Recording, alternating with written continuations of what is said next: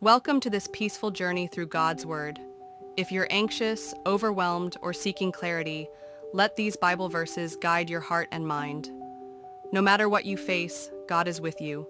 This verse reminds us that He strengthens us in our weakness, explains practical steps for trusting God during hard times, encouraging comfort for emotional pain. Sunrise on a quiet lake. Even in the storms of life, God is not distant. He is your safe place, your peace, and your strength. No darkness is too deep for the light of Christ. Let Him illuminate your path. You are not forgotten.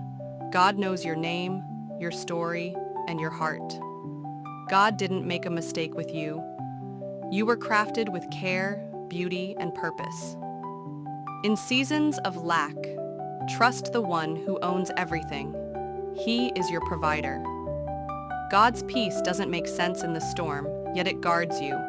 Let Him calm your soul. Even your setbacks are setups for God's glory. Trust the bigger picture. If you're in a season of tears, hold on. God's joy is on the way. You're not just loved, you're chosen, set apart for something eternal. When others walk away, God remains, always faithful, always near. If this video brought you peace, don't forget to like, share, and subscribe. Keep walking in God's light.